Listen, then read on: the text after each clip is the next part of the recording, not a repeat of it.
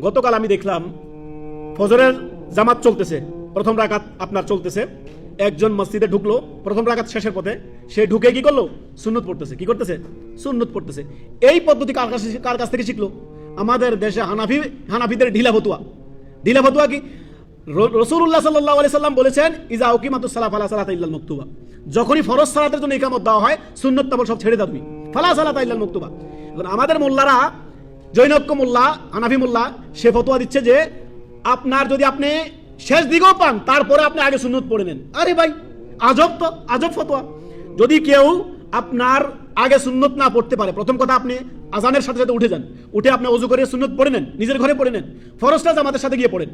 এখন আপনি উঠবেনও লেটে, আবার গিয়ে ফরজও তরক করবেন। এমনও বহু মানুষ আমরা দেখেছি মসজিদের মধ্যে, আপনার ফরজ সালাতের, ফজরের সালাতে দ্বিতীয় রাকাত চলতেছে, সে মসজিদে ঢুকে কি করলো? সে সুন্নত পড়তেছে। তাকে আগে থেকে শিখিয়ে দেওয়া হয়েছে ফজরের পরে সুন্নত পড়তে পারবে না। এই যে এই বিভ্রান্তির কারণে এই হানাফি মোল্লারা বলে দিয়েছে।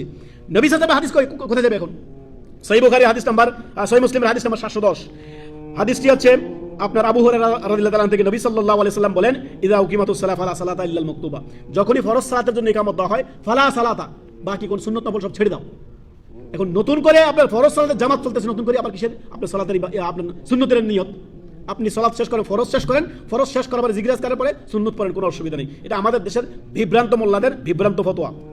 আর আরেকটা হচ্ছে কি, সূরা ফাতিহা তো এরা পড়ে না, অথচ রাসূলুল্লাহ সাল্লাল্লাহু আলাইহি সাল্লামের বুখারী মুসলিমের হাদিস, বুখারীতে হাদিস আসছে 756 এবং মুসলিম শরীফ হাদিস হচ্ছে 394 নম্বর হাদিস। নবী সাল্লাল্লাহু আলাইহি সাল্লাম বলেছেন, লা সালাতা লিমান লাম ইকরা বিফাতিহাতিল কিতাব। যে ব্যক্তি সূরা ফাতিহা পড়ে না তার সালাত হয় না। লা সালাতা, কোনো সালাত নেই। যে ব্যক্তি সূরা ফাতিহা পড়ে না তার সালাতে হয় না।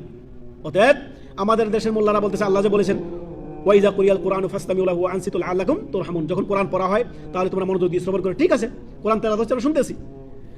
জেহরি সালাতে এবং সাররি সালাতে, উভয় সালাতে যদিও ইখতিলাফি বিষয়, বিভিন্ন ইখতিলাফ রয়েছে, শুদ্ধ মত হচ্ছে উলামায়ে কেরামদের যে অবশ্যই আপনি সূরা ফাতিহা রুকুন, সূরা ফাতিহা পড়তেই হবে, সূরা ফাতিহা পড়তে হবে। নবী সাল্লাল্লাহু আলাইহি ওয়াসাল্লামের হাদিস, এই আয়াত নবী সাল্লাল্লাহু আলাইহি ওয়াসাল্লামের নামে নাজিল হয়েছেন, তিনি এই আয়াত বুঝেন, অবশ্যই তিনি ব্যাখ্যা করে গিয়েছেন। অতএব সূরা ফাতিহা, ইমামের সূরা ফাতিহা পড়ার পরে আপনি আপনার সূরা ফাতিহা পড়ে নেবেন, নয়তো আপনার সালাত রিস্কের মধ্যে রয়েছে। সতর্ক, সাবধান।